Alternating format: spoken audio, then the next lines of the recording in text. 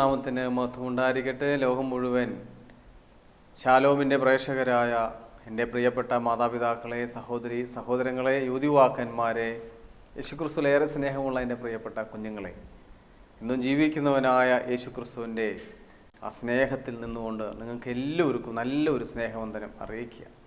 ദൈവം നിങ്ങളങ്ങനെ ചേർത്ത് പിടിക്കട്ടെ ഈ സമയത്ത്.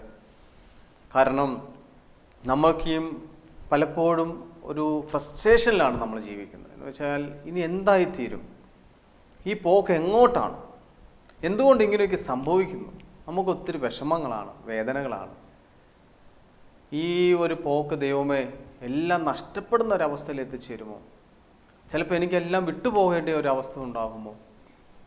ഞാൻ സ്വരൂപിച്ച് വെച്ചതും ഞാൻ കഷ്ടപ്പെട്ട് അധ്വാനിച്ചതും എല്ലാം എനിക്ക് നഷ്ടപ്പെട്ടു പോയാലോ എന്നൊരു ചിന്തയൊക്കെ നമ്മുടെ മനസ്സിനെ അലട്ടുന്നുണ്ട്.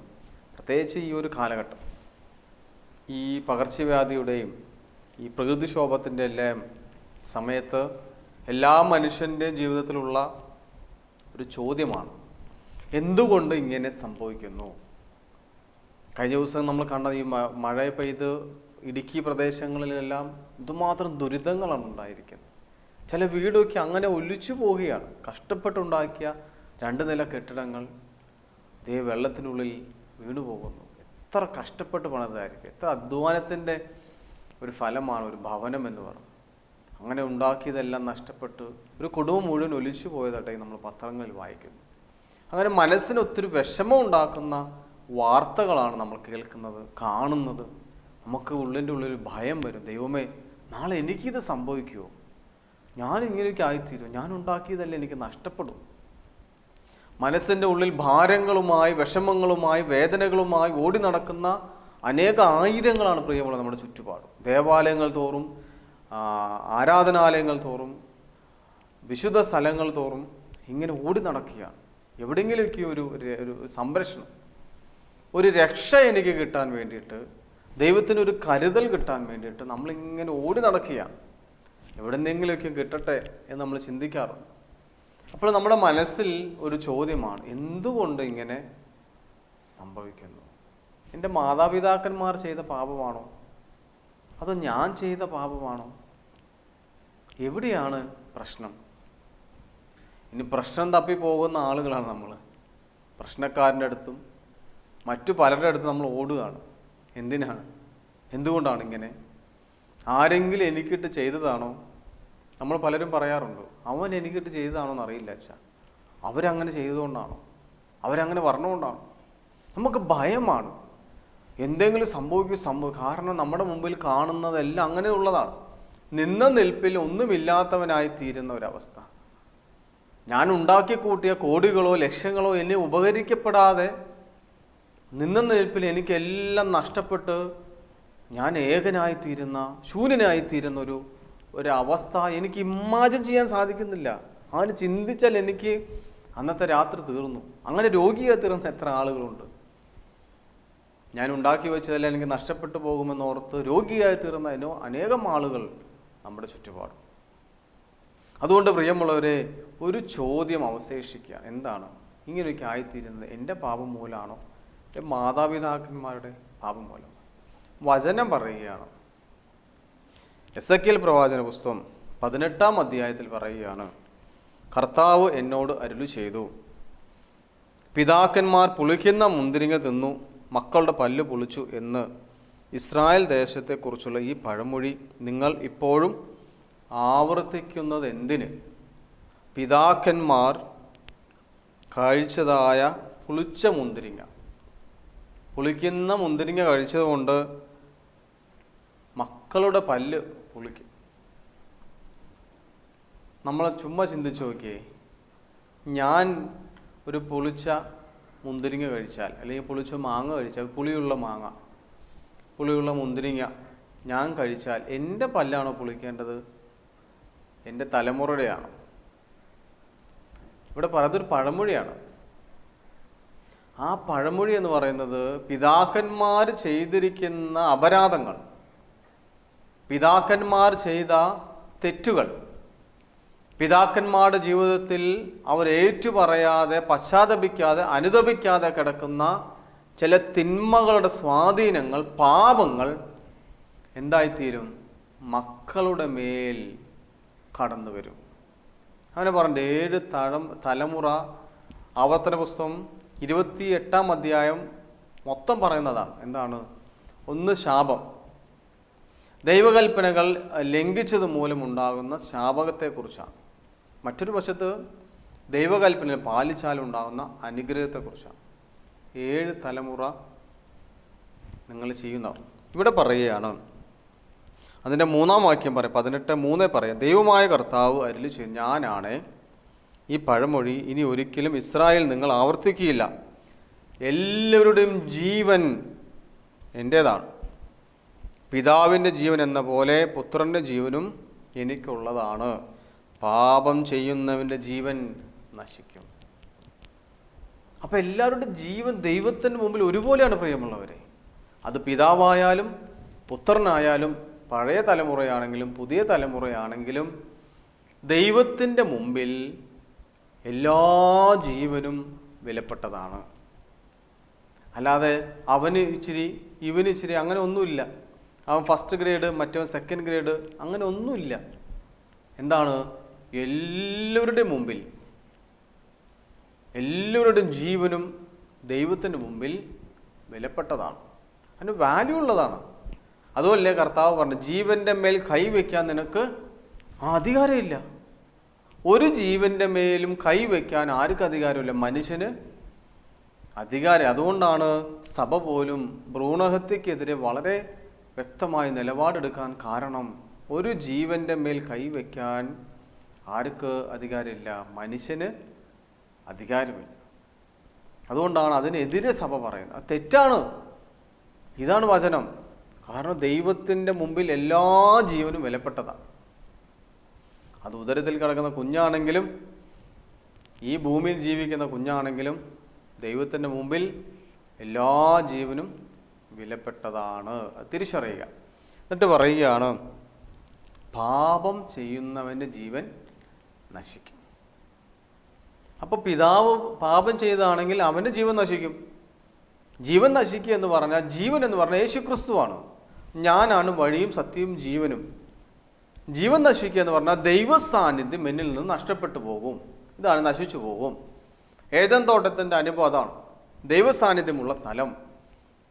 ഏദൻ തോട്ടത്തിൽ അവൻ തെറ്റ് ചെയ്തപ്പോൾ, കൽപ്പന ലംഘിച്ചപ്പോൾ, ഇതാ അവൻ ഏദൻ തോട്ടത്തിൽ നിന്നും ഔട്ടായി, ദൈവ സാന്നിധ്യത്തിൽ നിന്നും പുറത്തായി. അപ്പം എൻ്റെ ജീവിതത്തിൽ ഞാൻ പാപം ചെയ്താൽ ഞാൻ നശിക്കും, എൻ്റെ ജീവൻ നശിക്കും. ക്രിസ്തുവിൻ്റെ സാന്നിധ്യം, ദൈവത്തിൻ്റെ സാന്നിധ്യം, ആ അഭിഷേകം എന്നിൽ നിന്ന് നഷ്ടപ്പെട്ടു പോകും. എന്നാൽ വീണ്ടും പറയുകയാണ് 18-ാം അധ്യായം 19-ാം വാക്യം. നമ്മുടെ സംശയം അതാണ്. ഇനി അപ്പനെയും അമ്മയും തെറ്റ് ചെയ്തിട്ടുണ്ടെങ്കിൽ അത് മക്കളെ ബാധിക്കില്ലേ? അതുകൊണ്ട് ഞാൻ എന്ത് ചെയ്യണം? നീ നന്നായി ജീവിച്ചാൽ മതി. വചനം അതാ പറയണത്. 18-ാം അധ്യായം 19-ാം വാക്യം പറയുകയാണ്, പിതാവിൻ്റെ ദുഷ്ടതകൾക്കുള്ള ശിക്ഷ പുത്രൻ അനുഭവിക്കാത്തത് എന്ത് എന്ന് നിങ്ങൾ ചോദിച്ചേക്കാം. നമ്മൾ പലപ്പോഴും ചോദിക്കാറില്ലല്ലേ, അവൻ്റെ അപ്പനും അമ്മയും എത്ര മോശപ്പെട്ടവരാണ്, അല്ലെങ്കിൽ അവൻ്റെ അപ്പൻ മദ്യപാനിയാണ്, പള്ളി പോകത്തില്ല, പള്ളിക്കെതിരെ നിന്നവരാണ്, എന്നിട്ട് ഇവൻ കണ്ടോ എത്ര നന്നായി ജീവിക്കുന്നു. നമുക്ക് കുശുമ്പ് തോന്നുന്നതാണ്. എൻ്റെ അപ്പനും അമ്മയും രാവും പകലും എഴുന്നേറ്റിട്ട് കഷ്ടപ്പെട്ട് പണിയെടുത്ത് ജീവിച്ച് പള്ളിയിലേക്ക് കൊടുക്കുന്ന ദശാംശം കൊടുത്ത് എല്ലാ നേർച്ച കാഴ്ചകളും കൊടുത്ത് നല്ല ജീവിതം നയിച്ചിട്ട് ഞാനിപ്പോഴും അധോഗതിയാണ്, ഞാനെപ്പോഴും കുഴി കിടക്കുകയാണ്. എന്നാൽ അവൻ്റെ അപ്പന് പള്ളിയും പോകത്തില്ല, ഒന്നും ചെയ്യത്തില്ല, വിമർശനം മാത്രമുള്ള അങ്ങനെയുള്ള ഒരു വ്യക്തിത്വം. അവൻ്റെ മക്കൾക്കോ നല്ല സുഖം. അപ്പോൾ ഈ ചിന്താഗതി ഉള്ളവർ പറയുകയാണ്, നിങ്ങൾ അങ്ങനെ ചിന്തിച്ചേക്കാം, ചോദിച്ചേക്കാം. എന്നാൽ പുത്രൻ നിയമാനുസൃതവും ന്യായപ്രകാരവും വർത്തിക്കുകയും എൻ്റെ കൽപ്പനകൾ അനുസരിക്കുന്നതിൽ ശ്രദ്ധ വയ്ക്കുകയും ചെയ്താൽ അവൻ തീർച്ചയായും ജീവിക്കും. നമ്മുടെ ചോദ്യത്തിന് ഉത്തരം കിട്ടി. എന്താണ്? പുത്രൻ നിയമാനുസൃതവും ന്യായപ്രകാരവും വർത്തിക്കുകയും എൻ്റെ കൽപ്പനകൾ അനുസരിക്കുന്നതിൽ ശ്രദ്ധ വയ്ക്കുകയും ചെയ്താൽ അവൻ തീർച്ചയായിട്ടും ജീവിക്കും. ജീവൻ യേശുക്രിസ്തുവാണ്. ഞാൻ ജീവിക്കണമെങ്കിൽ എൻ്റെ പൂർവ്വപിതാക്കന്മാർ ചെയ്തിരിക്കുന്ന പാപങ്ങളോ അപരാധങ്ങളോ തിന്മകളോ കൽപ്പന ലംഘനങ്ങളോ എന്നെ ബാധിക്കാതിരിക്കണമെങ്കിൽ, എന്നെ സ്വാധീനിക്കാതിരിക്കണമെങ്കിൽ ഞാൻ എന്ത് ചെയ്യണം? നിയമപ്രകാരം ന്യായപ്രകാരവും കൽപ്പനകൾ അനുസരിക്കുന്നതിൽ അലേർട്ടായിരിക്കണം, ശ്രദ്ധ വയ്ക്കണം. അങ്ങനെ വെച്ചാൽ നീ ജീവിക്കും. ആര് പാപം ചെയ്തോ, ആര് തെറ്റ് ചെയ്തിട്ടുണ്ടോ അവൻ നശിച്ചു പോകും. പാപം ചെയ്യുന്നവൻ മാത്രമായിരിക്കും മരിക്കുക. പുത്രൻ പിതാവിൻ്റെ തിന്മകൾക്ക് വേണ്ടിയോ പിതാവ് പുത്രൻ്റെ തിന്മകൾക്ക് വേണ്ടിയോ ശിക്ഷിക്കപ്പെടുകയില്ല. നീതിമാൻ തൻ്റെ നീതിയുടെ ഫലവും ദുഷ്ടൻ തൻ്റെ ദുഷ്ടയുടെ ഫലവും അനുഭവിക്കും. അപ്പോൾ പുത്രൻ പിതാവിൻ്റെ തിന്മകൾക്ക് വേണ്ടിയോ പിതാവ് പുത്രൻ്റെ തിന്മകൾക്ക് വേണ്ടിയോ, അല്ലെങ്കിൽ പഴയ തലമുറയുടെ തിന്മകൾക്ക് വേണ്ടി പുതിയ തലമുറയുടെ തിന്മകൾക്ക് വേണ്ടി അടുത്ത തലമുറയോ മരിക്കേണ്ടതില്ല. പക്ഷേ എന്തു ചെയ്യണം? കൽപ്പനകൾ പാലിക്കാൻ ഞാൻ തയ്യാറാണ്. ഞാനാകുന്ന വ്യക്തി നന്നായി ജീവിച്ചാൽ ദൈവം ആഗ്രഹിക്കുന്ന ഒരു ജീവിതം, ദൈവത്തെ പൂർണ്ണമായി വിശ്വസിച്ചുകൊണ്ട് പൂർണ്ണ ദൈവവും പൂർണ്ണ ആത്മാവും പൂർണ്ണ ഹൃദയത്തോടുകൂടെ എൻ്റെ ദൈവത്തെ ഞാൻ സ്നേഹിക്കാൻ തയ്യാറായാൽ എൻ്റെ ജീവിതത്തിൽ വലിയ മാറ്റം ഉണ്ടാവും, ഒരു ബ്ലെസ്സിങ്സ് എനിക്കുണ്ടാവും. അതിന് തയ്യാറായാൽ നിൻ്റെ പൂർവ്വപാപങ്ങളോ നിൻ്റെ മാതാപിതാക്കന്മാരുടെ പാപങ്ങളോ ഒന്നും ദൈവം. അതുകൊണ്ടാണ് അപ്പോസ്തലന്മാരുടെ ദൈവം പറയുന്നുണ്ട്. അപ്പോസ്തലന്മാർ കർത്താവിനോട് ചോദിച്ചു, കർത്താവേ, തളർവാദ രോഗി കിടക്കുകയാണ്, ഇവൻ പാപിയായി തീർന്നത് ആരുടെ പാപമാണ്? ഇവൻ്റെ പാപമാണോ ഇവൻ്റെ മാതാപിതാക്കന്മാരുടെ പാപമാണോ ചോദിക്കുന്നുണ്ട്. പക്ഷെ ദൈവം പറഞ്ഞത് ഇവൻ്റെ ഒന്നുമല്ല, ഇവൻ്റെ അപ്പൻ്റെ അമ്മയുടെ ഒന്നും അല്ല, പിന്നെ ആരുടെയാ? ദൈവനാമം മഹത്വപ്പെടാൻ വേണ്ടിയിട്ടാണ്. ദൈവത്തിൻ്റെ ഒരു ഇടപെടൽ അവിടെ ഉണ്ടാകണം. അതുകൊണ്ടാണ് അവൻ രോഗിയായി തീർന്നത്. അതുകൊണ്ട് അപ്പൻ്റെ അമ്മയുടെ ഇന്ന് നോക്കണ്ട, നിൻ്റെ നോക്കണ്ട. നീ എന്ത് ചെയ്യുക? നീ നന്നായി ജീവിക്കാൻ തീരുമാനിക്കുക. എന്നിട്ട് താഴെ പറയുകയാണ്, 21-ാം വാക്യത്തിൽ പറയുകയാണ്, എന്നാൽ ദുഷ്ടൻ താൻ ചെയ്ത പാപങ്ങളിൽ നിന്നെല്ലാം പിന്തിരിയുകയും എൻ്റെ കൽപ്പനകൾ അനുസരിക്കുകയും നീതിയും ന്യായവും പ്രവർത്തിക്കുകയും ചെയ്താൽ അവൻ തീർച്ചയായും ജീവിക്കും, മരിക്കുകയില്ല. നിനക്ക് ജീവിക്കണോ നിനക്ക് മരിക്കണോ തീരുമാനിക്കേണ്ടത് നീയാണ്. ജീവിക്കണമെങ്കിൽ എന്ത് ചെയ്യണം? താൻ ചെയ്ത പാപങ്ങളിൽ നിന്നെല്ലാം പിന്തിരിയണം. ഇനി മേലിൽ ഞാൻ പാപം ചെയ്യുകയില്ല. വ്യഭിചാരിണിയായി പിടിക്കപ്പെട്ട സ്ത്രീയോട് യേശുക്രിസ്തു പറഞ്ഞതാണ്, ഞാനും നിന്നെ വിധിക്കുന്നില്ല, എന്ത് ചെയ്യണം? നീ മേലിൽ പാപം ചെയ്യരുത്. നമ്മോട് ദൈവം പറയുന്നൊരു കാര്യം അതാണ് പ്രിയമുള്ളവർ. നമ്മൾ പാപിയാണ്, നമുക്ക് ദൈവത്തിന് നന്നായിട്ടറിയാം. നീ ഈ സ്വഭാവക്കാരനാണെന്ന്, നീ ഈ ടൈപ്പുകാരനാണ്, നീ ഇതിൽ പോയാൽ ചെന്നാൽ വീഴും, നീ ആ വഴി പോയാൽ മദ്യപാനത്തിന് അടിമയാകും, നീ ഈ വഴി പോയാൽ പുകവലിക്ക് അടിമയാകും, നീ ഈ വഴിക്ക് പോയാൽ മറ്റ് മ്ലേച്ഛഭാവങ്ങൾ വീണുപോകും. ഇതെല്ലാം ദൈവത്തിന് അറിയാം, നീ പാപിയാണെന്ന് നല്ല ബോധ്യമുണ്ട്. എന്നിട്ടും കർത്താവ് പറയുകയാണ്, ഞാൻ നിന്നെ വിധിക്കുന്നില്ല, പക്ഷെ എന്ത് ചെയ്യണം? മേലിൽ ചെയ്യരുത്, നീ ഒരിക്കലും നീ ചെയ്യരുത് എന്ന് മേലിൽ പാപം ചെയ്യാതിരിക്കാൻ വേണ്ടി നമ്മോട് അപേക്ഷ, അല്ലെങ്കിൽ നമ്മൾ താങ്ങി നിർത്തുന്ന ഒരു ദൈവം. എത്ര സ്നേഹമുള്ള ദൈവം. ഇവിടെ പറയുകയാണ്, ദുഷ്ടൻ താൻ ചെയ്ത പാപങ്ങളിൽ നിന്ന് പിന്തിരിയുകയും എൻ്റെ കൽപ്പനകൾ അനുസരിക്കുകയും നീതിയും ന്യായവും പ്രവർത്തിക്കുകയും ചെയ്താൽ തീർച്ചയായിട്ടും ജീവിക്കും, മരിക്കുകയില്ല. അവൻ ചെയ്തിട്ടുള്ള അതിക്രമങ്ങൾ അവനെതിരായി പരിഗണിക്കപ്പെടുകയില്ല. അവൻ പ്രവർത്തിച്ചിട്ടുള്ള നീതിയെ പ്രതി അവൻ ജീവിക്കും. ദൈവമായ കർത്താവ് ചോദിക്കുന്നു, ദുഷ്ടൻ്റെ മരണത്തിൽ എനിക്ക് സന്തോഷമുണ്ടോ? അവൻ ദുർമാർഗത്തിൽ നിന്ന് പിന്തിരിയുകയും ജീവിക്കുകയും ചെയ്യണമെന്നല്ലേ എൻ്റെ ആഗ്രഹം. എത്ര വളരെ അർത്ഥവത്താണ് പ്രിയമുള്ളവരെ, എത്ര സ്നേഹമാണ് ദൈവത്തിൻ്റെ. ദൈവം പറയാൻ, എനിക്ക് ദുഷ്ടൻ്റെ മരണത്തിൽ സന്തോഷമുണ്ടോ? അവൻ പിന്തിരിയുക എന്നുള്ളതല്ലേ, അവൻ ദുർമാർഗത്തിൽ നിന്ന് പിന്തിരിയുക, എന്നിട്ട് ജീവിക്കുക എന്നുള്ളതല്ലേ എൻ്റെ ആഗ്രഹം. ഇതാണ് ദൈവത്തിൻ്റെ ആഗ്രഹം. ഒരു മനുഷ്യൻ ദുർമാർഗത്തിൽ നിന്ന് പിന്തിരിയുകയും അവൻ മരിക്കപ്പെടാതിരിക്കാൻ, അല്ലെങ്കിൽ പാപത്തിൽ വീട് പോകാതിരിക്കാൻ ആഗ്രഹിക്കുകയും ചെയ്യുന്ന ഒരു ദൈവം. ഇനി എന്നെ വേദനിപ്പിച്ചവരുണ്ട്, എന്നെ ബുദ്ധിമുട്ടിച്ചവരുണ്ട്, എന്നെ പരിഹസിച്ചവരുണ്ട്, എന്നെ താങ്ങി നിർത്താതെ എന്നെ ഉപേക്ഷിച്ചവരുണ്ട്. ഇവരെല്ലാം എൻ്റെ ചുറ്റുപാടുമുണ്ട്. ഞാൻ ചിന്തിക്കുന്നത് എന്താണ്? അവനൊരു ബുദ്ധിമുട്ട് വന്നാൽ, എന്നെ വേദനിപ്പിച്ചൊരു വ്യക്തി ഇരിക്കട്ടെ, ആ വ്യക്തിക്ക് ഏതെങ്കിലും രീതിയിൽ ഒരു പ്രയാസം വരുമ്പോൾ നമ്മുടെ മനസ്സ് സന്തോഷിക്കുമോ, നമ്മുടെ മനസ്സ് വേദനിക്കുമോ? അറിയാതെ നമ്മുടെ മനസ്സൊന്ന് സന്തോഷിക്കും. എന്നാൽ അവനത് നമ്മളങ്ങനെ പറഞ്ഞിട്ടില്ലേ പ്രിയമുള്ളത്? എന്നെ വേദനിപ്പിച്ചവനവൻ അല്ല, എനിക്കെതിരെ എന്തുമാത്രം ദുഷ്പ്രേരണ നടത്തിയതാണ്, പ്രചാരണം നടത്തിയിരിക്കുന്ന വ്യക്തിയാണ് അവൻ. അത് തന്നെ നമ്മളങ്ങനെ പറഞ്ഞിട്ടില്ലേ? നമ്മൾ മനസ്സ് ചിന്തിച്ചിട്ടില്ലേ? പുറമെ ചിലപ്പോൾ ഭയങ്കര മാനോ കഷ്ടമായിപ്പോയി, എന്നാൽ ഉള്ളിൻ്റെ ഉള്ളിലോ ദൈവം പറയുകയാണ്, ദുഷ്ടൻ മരിക്കാനല്ല ഞാൻ ആഗ്രഹിക്കുന്നത് കേട്ടോ, അവൻ ദുർമാർഗത്തിൽ നിന്നും പിന്തിരിയുന്നതാണ് എനിക്കിഷ്ടം. എൻ്റെ ആഗ്രഹം അത് ആരുടെ മരണത്തിൽ ഞാൻ സന്തോഷിക്കുന്നില്ല, അവൻ പിന്തിരിയണം. എന്നിട്ട് വീണ്ടും 30-ാം വാക്യത്തിൽ പറയാം, ദൈവമായ കർത്താവ് അരുളി ചെയ്യുന്നു, ഇസ്രായേൽ ഭവനമേ, ഓരോരുത്തരെയും താന്താങ്ങളുടെ പ്രവൃത്തികൾക്കനുസൃതമായി ഞാൻ വിധിക്കും. തിന്മ നിങ്ങൾ നശിപ്പിക്കാതിരിക്കാൻ പശ്ചാത്തപിച്ച് എല്ലാ അതിക്രമങ്ങളിൽ നിന്നും പിന്തിരിയുവിൻ. ദൈവം നമ്മോട് അപേക്ഷിക്കുകയാണ് ദൈവം. എന്താണ്? തിന്മ നിങ്ങൾ നശിപ്പിക്കാതിരിക്കാൻ പശ്ചാത്തപിച്ച് എല്ലാ അതിക്രമങ്ങളിൽ നിന്നും നിങ്ങൾ പിന്തിരിയണം. നിങ്ങൾ ചെയ്യുന്ന എല്ലാ അതിക്രമങ്ങൾ, ക്രമമല്ലാത്ത ജീവിത രീതി, ക്രമമല്ലാത്ത പ്രവൃത്തികൾ, അത് അതിക്രമമാണ്. അതിൽ നിന്നെല്ലാം നിങ്ങൾ എന്ത് ചെയ്യണം? പിന്തിരിയണം.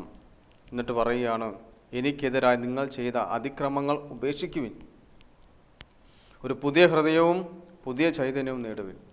ഇസ്രായേൽ ഭവനമേ, നിങ്ങൾ എന്തിന് മരിക്കണം? ദൈവമായ കർത്താവ് അരുളി ചെയ്യുന്നു, ആരുടെയും മരണത്തിൽ ഞാൻ സന്തോഷിക്കുന്നില്ല. നിങ്ങൾ പശ്ചാത്തപിക്കുകയും ജീവിക്കുകയും ചെയ്യുവിൻ. ദൈവത്തിൻ്റെ ക്വാളിറ്റിയാണ് പ്രിയമുള്ളവർ. എന്താണ്? ആരുടെയും മരണത്തിൽ ദൈവം സന്തോഷിക്കുന്നു. നമ്മളൊക്കെ ചിലപ്പം ചില മരണത്തിൽ സന്തോഷിക്കുന്നവരാണ്. അതങ്ങനെ തന്നെ വേണം. അവൻ അത് തന്നെ വേണം, അവൾക്ക് അത് തന്നെ വേണം. നമ്മൾ മനസ്സുകൊണ്ടെങ്കിൽ നമ്മൾ പക്ഷേ പറഞ്ഞു വരിക. ദൈവം പറയാം, ഞാൻ ആരുടെയും മരണത്തിൽ സന്തോഷിക്കുന്നില്ല, പക്ഷെ നിങ്ങൾ എന്ത് ചെയ്യണം? പശ്ചാത്തപിച്ച് ജീവിക്കണം. പശ്ചാത്താപമുള്ള ഒരു ഹൃദയമായി നമ്മൾ മാറുക പ്രിയമുള്ളവർ. അതുകൊണ്ട് നിങ്ങളുടെ മനസ്സിൽ നിങ്ങൾ അലട്ടുന്ന പല ചിന്തകളുണ്ട്. എന്തുകൊണ്ടൊക്കെ ഇങ്ങനെ സംഭവിച്ചു? എന്താണ് ഇതിൻ്റെ പ്രശ്നം? എന്താണ് ഇതിൻ്റെ മാനദണ്ഡം? അതാണോ ഇതാണോ എന്നൊന്നും നിങ്ങൾ ആലോചിച്ച് തലപുണ്ണാക്കണ്ട. വളരെ സിമ്പിൾ മെത്തേഡാണ് കൽപ്പന പാലിക്കും. ഇനി എവിടെയായിരിക്കുന്നു അവിടെ കൽപ്പനകൾ പാലിച്ചാൽ മാത്രം ദൈവം എന്ത് ചെയ്യും? കാര്യങ്ങളെല്ലാം അനുകൂലമാക്കി. അതുകൊണ്ട് നിങ്ങൾ നിങ്ങളുടെ വിഷമങ്ങളും വേദനകളെല്ലാം പങ്കുവെക്കുമ്പോൾ മനസ്സിൻ്റെ ഉള്ളിൽ ഒരു തീരുമാനം എടുക്കുക.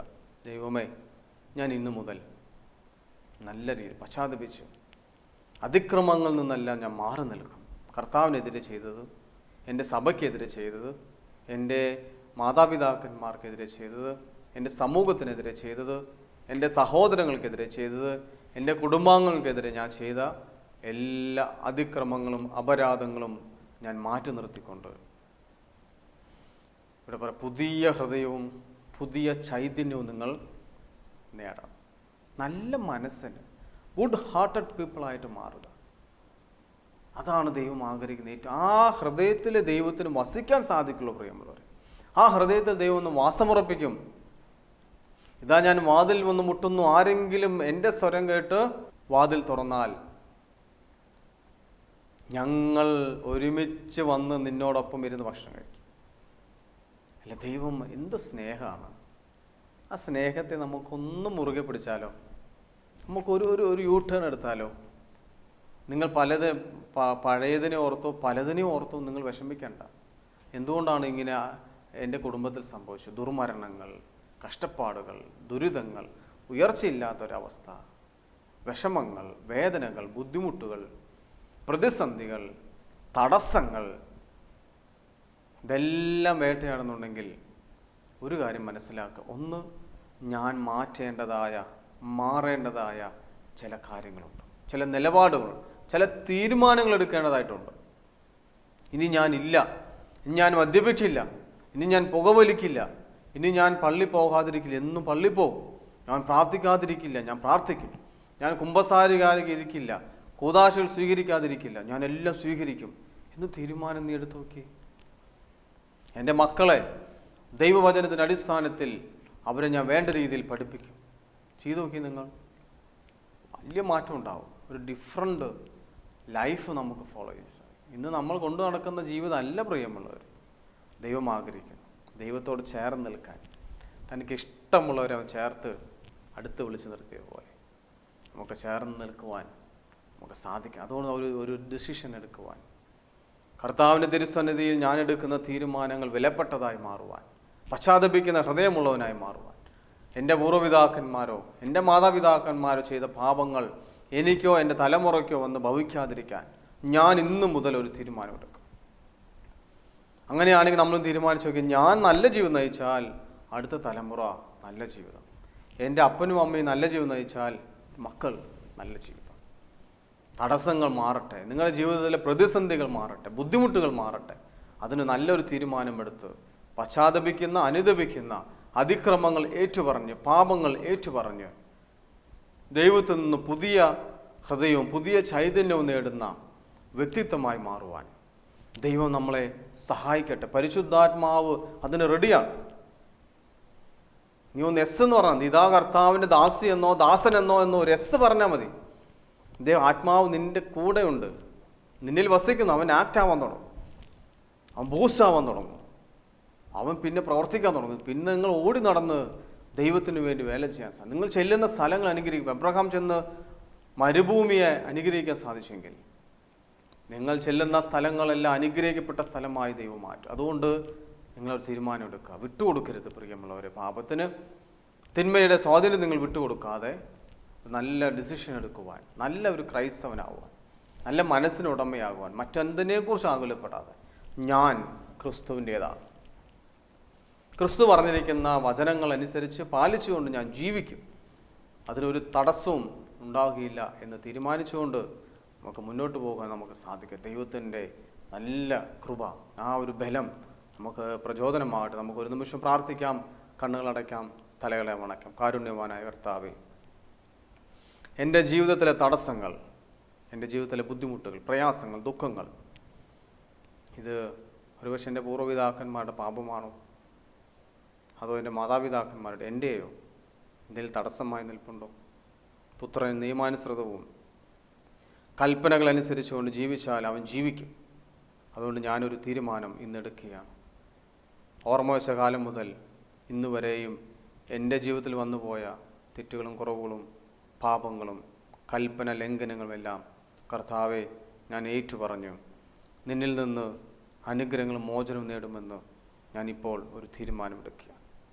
ഏറ്റുപറയാതെ മറഞ്ഞു കിടക്കുന്ന എല്ലാ തിന്മകളും, ഒളിപ്പിച്ചു വച്ചിരിക്കുന്ന എല്ലാ പാപങ്ങളും ഈ സമയം ഞാൻ ഏറ്റുപറയുമെന്ന് വിശ്വാസം എന്നെ ബലപ്പെടുത്തട്ടെ, ശക്തിപ്പെടുത്തട്ടെ. മുന്നോട്ട് പോകാൻ എനിക്ക് ദൈവത്തിൽ നിന്നും ശക്തി ലഭിക്കുവാൻ ഓരോ വ്യക്തികളെയും ഇപ്പോൾ ഈ നിമിഷം കർത്താവെ ഈ പ്രാർത്ഥനാ കൂട്ടായ്മയിൽ ചേർന്ന് പ്രാർത്ഥിക്കുന്ന, നിന്റെ തിരുസനെ ഒന്ന് കണ്ണീരോടെ പ്രാർത്ഥിക്കുന്ന ആരെങ്കിലുമൊക്കെ ഉണ്ടെങ്കിൽ, പാപത്തെ ഓർത്ത് പശ്ചാത്തപിക്കുന്ന, അനുതപിക്കുന്ന, വാക്കുകൊണ്ടോ പ്രവൃത്തി കൊണ്ടോ, എൻ്റെ സംസാരം കൊണ്ടോ, ജീവിതം കൊണ്ടോ, എൻ്റെ സ്പർശനം കൊണ്ടോ, കണ്ണുകൊണ്ടോ, എൻ്റെ പഞ്ചേന്ദ്രിയങ്ങൾ കൊണ്ടോ ഏതെങ്കിലും രീതിയിൽ പാപം എന്നെ വേട്ടയാടിയിട്ടുണ്ടെങ്കിൽ, ചെയ്തു പോയ തെറ്റുകളുണ്ടെങ്കിൽ, കർത്താവെ ഞാനിതാ പ്രാർത്ഥിക്കുന്നു, അനുതപിക്കുന്നു, പശ്ചാത്തപിക്കുന്നു. എൻ്റെ മേൽ കരുണയായിരിക്കണം കർത്താവെ. അങ്ങനെ സ്നേഹം എന്നെ ബലപ്പെടുത്തണം, വിട്ടുകൊടുക്കരുത് കർത്താവെ. എൻ്റെ കുടുംബത്തിലെ തടസ്സങ്ങൾ അവിടുന്ന് എടുത്തു മാറ്റുക, രോഗങ്ങൾ എടുത്തു മാറ്റുക, പ്രയാസങ്ങൾ എടുത്തു മാറ്റുക, ബുദ്ധിമുട്ടുകൾ എടുത്തു മാറ്റുക. കണ്ണീരോടെ പ്രാർത്ഥിക്കുന്നു. പരിശുദ്ധ അമ്മയുടെ മാധ്യസ്ഥം നേടിക്കൊണ്ടു, സകല വിശുദ്ധന്മാരുടെയും ശുദ്ധിമതികളുടെ മാധ്യസ്ഥം നേടിക്കൊണ്ടു ദൈവത്തിൻ്റെ കൃപ എന്നെ വഴി നടത്തട്ടെ. സകല മാലാഖമാരും, കാവൽ മാലാഖമാരും, മിഹാൽ മാലാഖ, റഫാൽ മാലാഖ, ഗബ്രിയേൽ മാലാഖ, എല്ലാവരുടെ മാധ്യസ്ഥം എൻ്റെ പേരിലുള്ള എല്ലാ വിശുദ്ധന്മാരുടെയും ശുദ്ധിമതിയിൽ മാധ്യം നേടി പ്രാർത്ഥിക്കുന്നു. എല്ലാം ഞങ്ങൾക്ക് വേണ്ടി ജീവൻ സമർപ്പിച്ച യേശു ക്രിസ്തു നാമത്തിൽ കൃപയോടെ കേൾക്കണമേ. ആമീൻ. പിതാവാം ദൈവത്തിൻ്റെ സ്നേഹം, ഏകജാതനായ പുത്രൻ്റെ കൃപയും പരിശുദ്ധ റൂഹായുടെ സംബന്ധം ആവാസം നാം എല്ലാവരുടെ മേലും എന്നും എന്നേക്കും ഉണ്ടായിരിക്കുമാറാകട്ടെ. ആമീൻ.